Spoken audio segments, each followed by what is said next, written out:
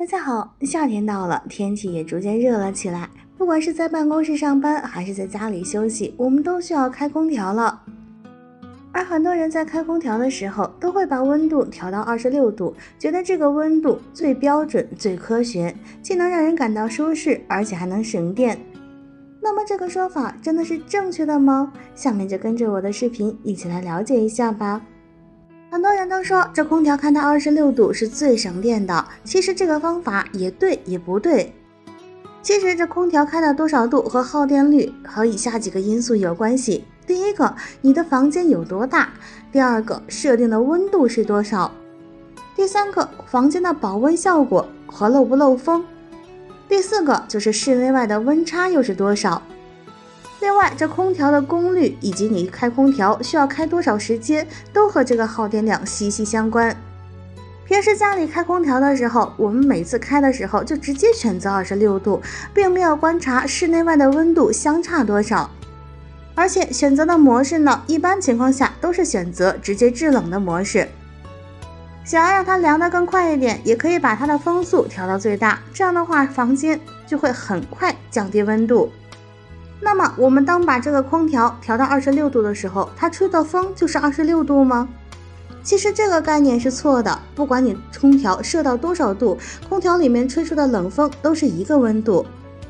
因为这个设置只是让房间保持在某一温度，如果温度达到了，那么空调就会停止送风。所以您打开空调的时候，不管选择的是26度还是18度，它吹出的冷风温度都是一样的。还有一点就是我们室内外的温差，一般情况下温差在5度左右比较合适。如果您不知道外面空气有多少度的话，那么您可以直接在空调遥控器上选择自动，这样的话空调就会自动识别室外的温度有多少，之后给您把空调调整到最适宜的温度。我们家现在呢，外面的温度大概有35度，室内的温度用自动识别的时候，它就会选择27度。而这种5度的温差就不会让您在外面比较热的环境一进空调房觉得异常寒冷，从而让毛孔闭塞引发感冒。所以建议朋友们在空调遥控器上选择这种自动模式，让它自主去调节温度。除了柜机，像我们卧室里面这种挂式空调，很多人也是喜欢把它开成制冷模式。但其实如果在晚上睡觉的时候用这种制冷模式呢，吹出来的风比较生硬，并且呢特别容易让您着凉。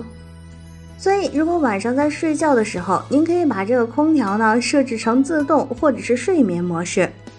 这样的话，空调就会对室内外的温差以及您屋子里面的温度做出自动的调节。另外，在风向和风力的选择上，很多人也是不太懂。在我们晚上需要休息的时候，不管这个左右摇摆还是上下摇摆，其实都可以给它关闭掉。当我们打开制冷模式的时候，默认选择就是上下送风、左右送风。但当晚上我们睡觉的时候，一定要把这上下送风和左右送风全部给它关闭。或者你也可以直接选择睡眠模式，因为在睡眠模式的时候基本上是没有风的。因为在睡眠模式的时候，我们也是可以选择这个温度的度数的。而这个温度的选择上，就要比我们平时开空调的时候略高一点点。一般来说，中午12点到下午5点是一天中气温最高的时候，而早上和晚上气温都要凉快很多。所以在家里面开空调的时候，中午下午可以温度调低一些，而早上和晚上一定要调高一点。一般情况下，在晚上睡眠的时候，温度要控制在25到27度左右，否则的话温度过低很有可能会让您的身体着凉哦。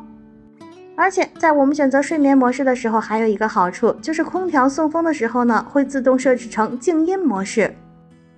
这一点也会让我们晚上睡觉的时候更加安稳，不会吵到自己。所以下次晚上睡觉的时候就不要选择制冷模式啦，选择睡眠或者自动模式就刚刚好，温度控制在25度到27度之间。而如果白天的话，选择这种挂机还有2个要注意的。其一是温度的选择，白天的时候控制在24到27度左右。第二点就是风速的选择，由于这种挂机空调呢都是从头顶这个地方吹出风，所以一定要把它的挡板让它风往上吹。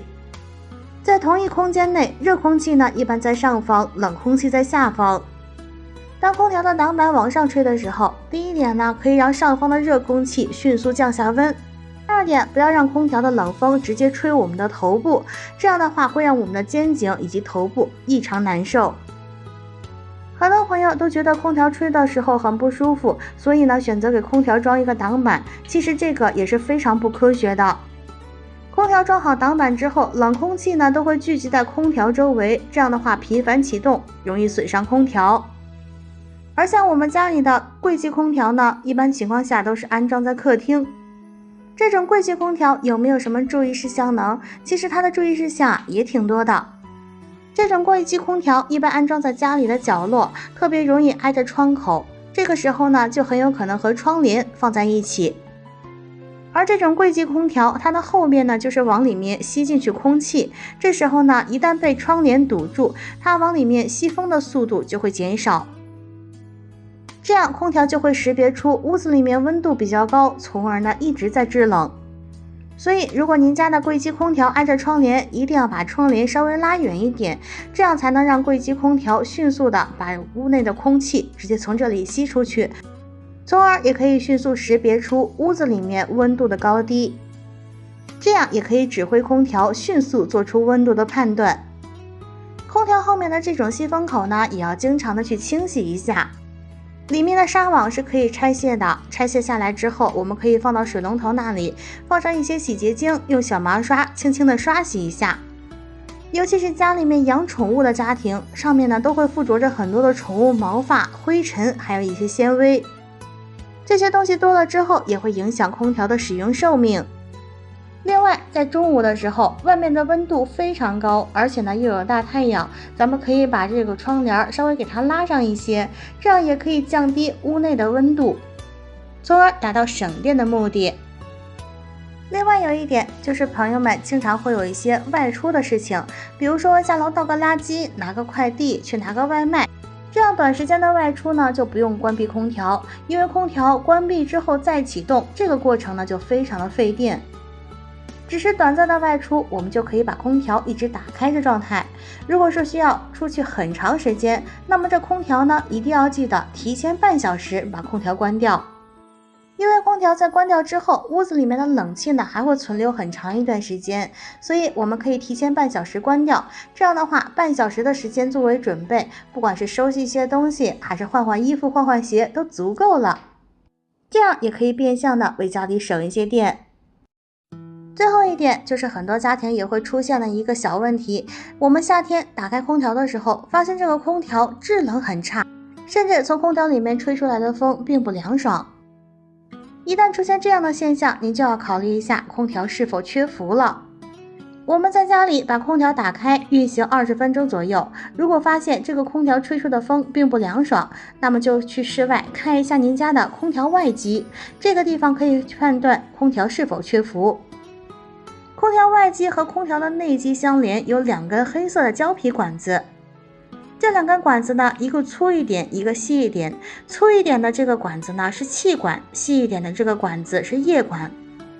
看一下您家这个室外机的2根管子，就可以分辨出空调是否缺氟。我们首要观察的是这个细一点的管子，也就是液管。至于这个气管无需管它，我们看一下这个液管阀门以及上面这个铜管有没有结霜的现象。可以找一个小木枝，把这个黑色的胶皮给它往上推一推，推开之后呢，我们就可以看到里面裸露出来的这个小铜管。看一下这个铜管上面，如果发现有结霜、结冰的现象，就证明您家的空调需要加氟了。而如果上面没有问题的话，也有可能是家里的空调元器件或者零部件有损坏，这时候呢，您就可以找一个专业的空调维修师傅来家里面给您看一下。而学会看这个管子呢，也可以避免空调师傅去蒙骗您，说给您加氟了，但您自己也不知道。记得这里一定要看那根细一点的管子哦。